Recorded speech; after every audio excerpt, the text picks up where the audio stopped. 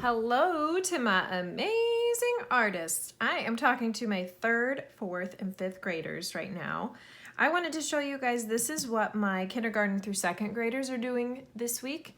What we did was we took some found objects around the house, we traced the outside of the shapes, and then we overlapped some of those shapes. I even used my coffee for some of them.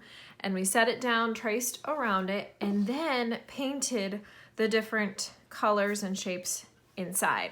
So we talked about value and how value is a range from light to dark and how that creates a lot more interest in a work of art. So you guys have the option of doing this, watching the value video that we've watched before, you know, the one that says value, tones, tints, and shades. You guys remember. If you heard that, you remember what I'm talking about. And you're probably laughing, as you should, because it's a silly, catchy tune. So you have the option of doing this and listening to that video and having fun using your paint, your watercolor paint.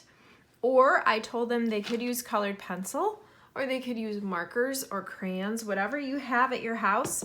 I would recommend, though, that you don't use Sharpie on those bigger shapes. This is why we paint instead of using markers. A lot of times in class, I'll say, well, we're not gonna use markers because when you have a big shape like this, to add all this color with a pointed tip Sharpie is just gonna make it look kind of scribbly. So I showed the other kids that this is what it looks like when we're trying to do these big shapes, and this is what kids end up doing. So that's why we want to paint, but if you don't, then you can use something else. You could use markers, or you could even use something that you wouldn't expect. You could cut shapes out of colors of junk mail or magazines or something and cut shapes and make a collage. But either way, we're working with abstract shapes. So for you guys, if you're interested in doing one of the Art for Kids videos, you could draw a flower, you could draw anything. You could even draw an ice cream cone. So I'm going to do mine, I'm going to do it in pencil. And I even have my cactus here from the classroom where we keep our pencils. So I'm going to use that today, and I am going to draw just a simple ice cream cone. I'm doing it this way because I have my paper turned this way, even though normally I would turn it long ways, but just so I can have you guys see it on camera, I'm gonna have it kind of going like this and maybe dripping over the side a little bit. Maybe this one's dripping too, because if you're anything like my kids, your ice cream starts to drip.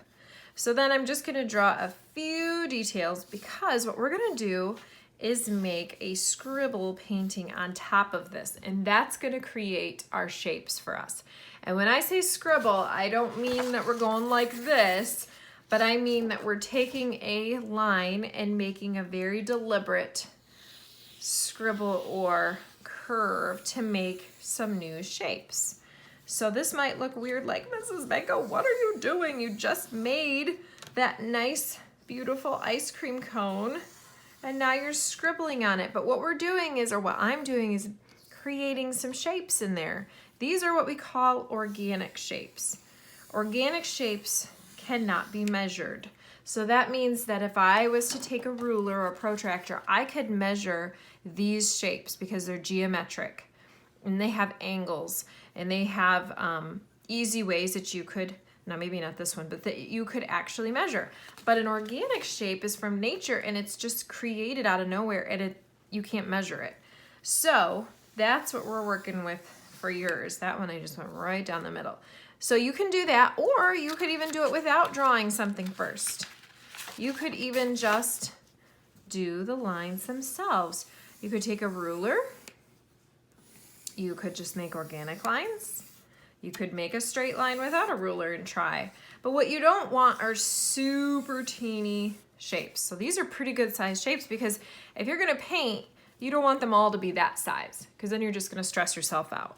So otherwise you'll be there all day, and then you'll be like, Mrs. Benko made me do this, and then I didn't get my math done because I was doing all this. So make sure that your shapes are not super teeny tiny. I'm gonna make one more straight line because it bothers me that I only have one. So I'm gonna go over here and do one more. So now I think I'm ready to paint. As you are painting, you have big brushes, you might, or you might have medium size, and you might have small. Make sure that you're choosing the correct size brush for the appropriate area. I know that sounds pretty obvious, but you would be surprised how many kids would try to use this big, huge brush in this tiny little shape. So make sure you're getting the right ones, or right size. Make sure you're waking your colors up with water like we do in class. That means you're putting water on them to wake them up. And then, as I discussed with the other kids, we are wanting to show a range of values. So if I want dark blue, I'm going to use more paint and less water on my brush. If I want it to look like a lighter blue, I'm going to leave it like this. I'm not going to dip into the paint, but I'm going to go into the water and just add a lighter value. So this is what causes or creates interest in a work of art. If it was all the same color and value, it would be boring.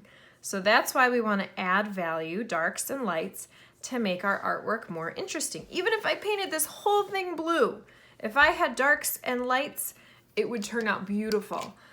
But if I just had all the same value of blue, it would be really boring and it would probably just look like this.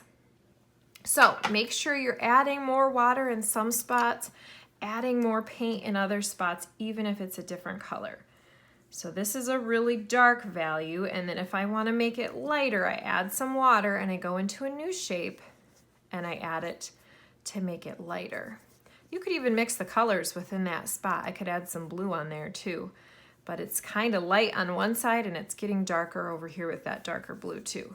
So be creative with your shapes. Remember, these are organic shapes. We're reviewing values and we're making our artwork more interesting so that when you're finished with your abstract shape project, it looks something like this.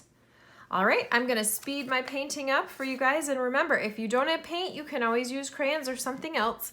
And if you have any questions, email me at natalie.benko@sc-aggies.us. All right, guys, have fun, and I will see you next week.